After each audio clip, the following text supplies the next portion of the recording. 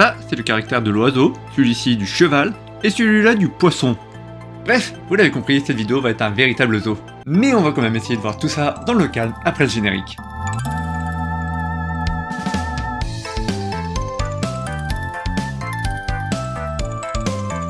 Alors aujourd'hui, vidéo un petit peu spéciale, mais pas trop non plus, hein, j'ai pas fini ma formation de youtubeur. C'est juste que cette vidéo-là et la suivante vont être un petit peu liées car on va parler dans les deux d'animaux. En effet, il y a plein d'animaux dans les kanji, on va notamment retrouver le cheval, le poisson, l'oiseau et le vieil oiseau dans des caractères qui sont généralement liés au niveau du sens. Ça va bien nous arranger. Mais bon, qui dit animaux dit cadavre, hein, forcément tôt ou tard, et c'est notre première clé. Une clé que l'on a vue très brièvement pour le caractère voir, rappelez-vous. Pour mémoriser le cadavre, on va tout simplement imaginer un corps recroquevillé avec juste une petite jambe qui dépasse que l'on ne peut pas replier. Ah, la rigidité cadavérique. Bon, voyons donc notre première bestiole, et ce sera l'oiseau.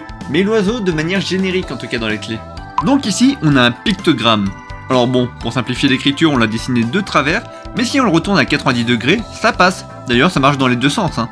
Et ça permet plein de caractères. Par exemple, le caractère du cri d'un animal. C'est simplement la bouche de l'oiseau. Alors là, j'en entends certains dire « Oui, mais pourquoi l'oiseau? Pourquoi pas un cheval ou un chien ?»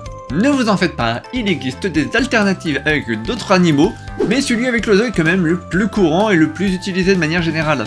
Même pour parler d'un chien qui aboie par exemple. Bon, notre oiseau des îles là, il se situe à la montagne. Donc si vous le cherchez sur la plage, ça ne marchera pas. J'avoue que j'ai toujours retenu ce caractère facilement en imaginant une île avec une grosse montagne au milieu, comme celle dans Zelda Link's Awakening.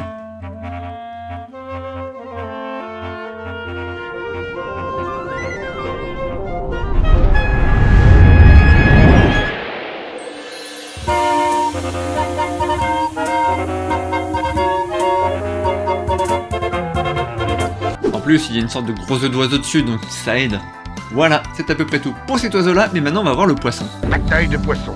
Et le kanji du poisson nous donne une bonne petite astuce, celle du paysan qui voit un poisson dans sa rizière. Va le mettre dans un emballage jusqu'au soir avant de le mettre sur le feu pour pouvoir le manger. Voilà, c'est ce à quoi sert le poisson. Bon, et le caractère du poisson nous montre que s'il est encore dans l'eau, il est temps de le pêcher.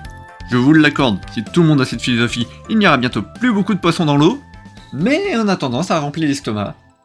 Et c'est bien parce que maintenant que l'on a vu le caractère poisson, on peut voir le caractère frais. Le caractère qui fait le listing des choses que l'on veut qu'elles soient vraiment frais. Donc on a évidemment le poisson, hein, et le mouton. Voilà, le reste des autres viandes on s'en fout, mais le mouton il faut qu'il soit frais. Ah, et c'est aussi le caractère pour désigner la Corée. Et lorsqu'on voit leur boys band, bah on comprend qu'ils sont frais. Nouveau changement d'animal, maintenant le cheval.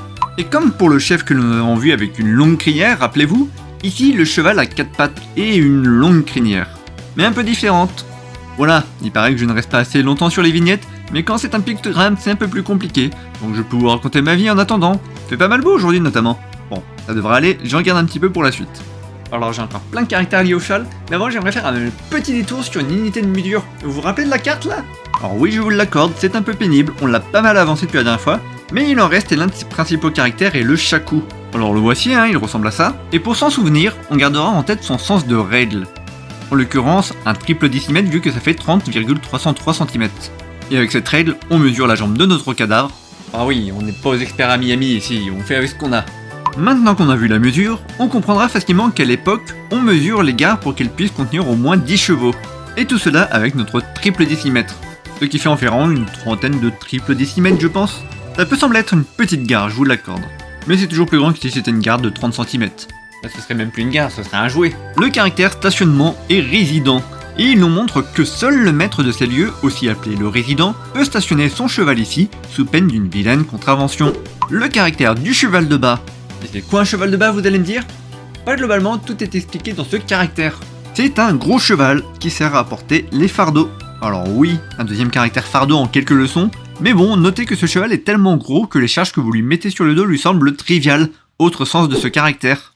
Et finalement, pour finir, un caractère qui désigne le cheval sous toutes ses formes, poulain, poney, mais sur des pièces de jeu, dans le shogi ou les échecs par exemple. Oui, ce n'est clairement pas le caractère que vous utiliserez le plus au quotidien, à part si vous êtes un joueur en ligne de shogi professionnel mettant votre interface en japonais. Enfin, vite fait, car au shogi, la pièce du cheval est représentée comme ça.